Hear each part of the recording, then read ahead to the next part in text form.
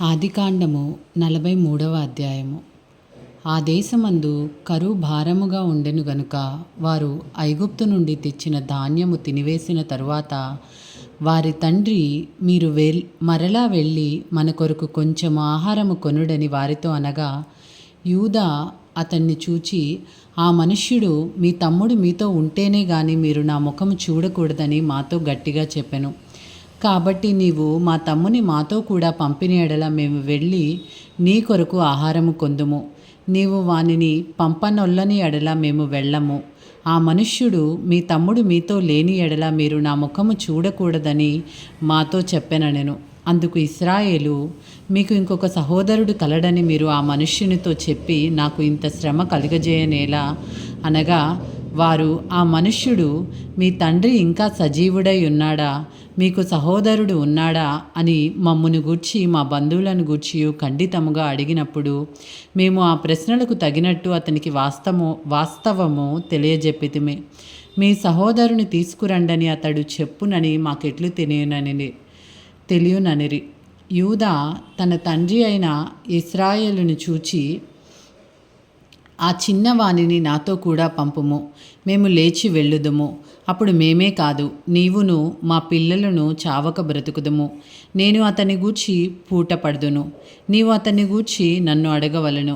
నేను అతన్ని తిరిగి నీ యొద్దకు తీసుకుని వచ్చి నీ ఎదుట నిలవబెట్టని ఎడల ఆ నింద నా మీద ఎల్లప్పుడూ ఉండును.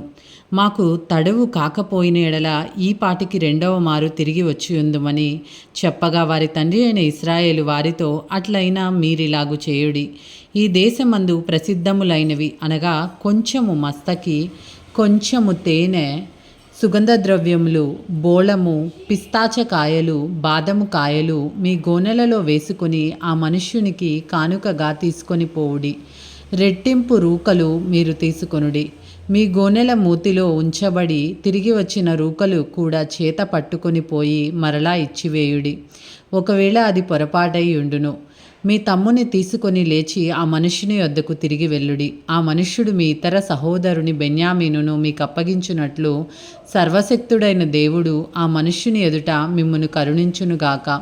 నేను పుత్రహీనుడనై ఉండవలసిన ఎడల పుత్రహీనుడు నగుదునని వారితో చెప్పెను. ఆ మనుష్యులు ఆ కానుకను తీసుకొని చేతులలో రెట్టింపు రూకలను తమ వెంట బెన్యామీనును తీసుకొని లేచి ఐగుప్తునకు వెళ్ళి యోసేపు ఎదుట నిలిచిరి. యోసేపు వారితోనున్న బెన్యామీనును చూచి తన గృహ నిర్వాహకునితో, ఈ మనుష్యులను ఇంటికి తీసుకొని పోయి ఒక వేటను కోసి వంట సిద్ధము చేయించుము. మధ్యాహ్నమందు ఈ మనుష్యులు నాతో భోజనం చేయుదురని చెప్పెను. యోసేపు చెప్పినట్లు అతడు చేసి ఆ మనుష్యులను యోసేపు ఇంటికి తీసుకొని పోయెను. ఆ మనుష్యులు యోసేపు ఇంటికి రప్పింపబడినందున వారు భయపడి, మొదట మా గోనెలలో తిరిగి పెట్టబడిన రూకల నిమిత్తము అతడు మన మీదకి అకస్మాత్తుగా వచ్చి మీద పడి మనలను దాసులుగా చెరపట్టి మన గాడిదలను తీసుకొనుటకు లోపలికి తెప్పించిననుకొనిరి. వారు యోసేపు గృహ నిర్వాహకుని యొద్దకు వచ్చి ఇంటి ద్వారమున అతనితో మాట్లాడి, అయ్యా, ఒక మనవి. మొదట మేము ఆహారం కొనుటకే వచ్చితిమి. అయితే మేము దిగిన చోటికి వచ్చి మా గోనెలను విప్పినప్పుడు ఇదిగో మా రూకల తూనికకు సరిగా ఎవరి రూకలు వారి గోనెమూతిలో ఉండెను. అవి చేత పట్టుకొని వచ్చితిమి. ఆహారం కొనుటకు మరి రూకలను తీసుకుని వచ్చితిమి. మా రూకలను మా గోనెలలో నెవరు వేసెరో మాకు తెలియదని చెప్పిరి. అందుకతడు, మీకు క్షేమమగునుగాక, భయపడకుడి.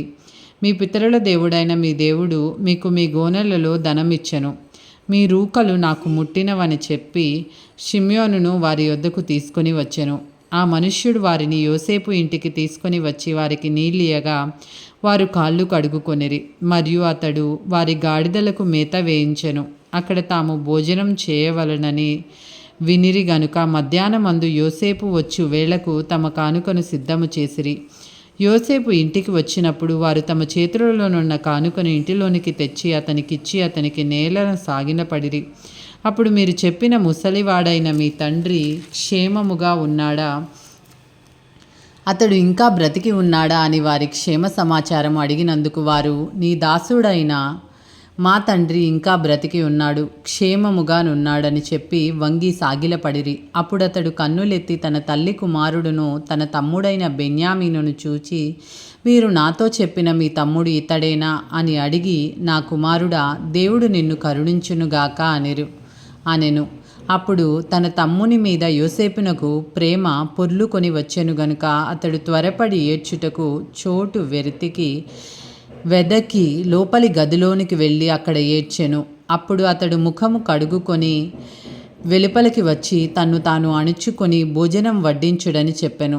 అతనికిని వారికిని అతనితో భోజనం చేయుచున్న ఐగుప్తీయులకు వేరువేరుగా వడ్డించిరి. ఐగుప్తీయులు హెబ్రీయులతో కలిసి భోజనము చేయరు, అది ఐగుప్తీయులకు హేయము. జ్యేష్ఠుడు మొదలుకొని కనిష్ఠుని వరకు వారు అతని ఎదుట తమ తమ ఈడు చొప్పున కూర్చుండిరి గనుక ఆ మనుష్యులు ఒకని వైపు ఒకడు చూచి ఆశ్చర్యపడిరి. మరియు అతడు తన ఎదుట నుండి వారికి వంతులెత్తి పంపెను. బెన్యామీను వంతు వారందరి వంతుల కంటే 5 అంతలు గొప్పది. వారు విందు ఆరగించి అతనితో కలిసి సంతుష్టిగా త్రాగిరి.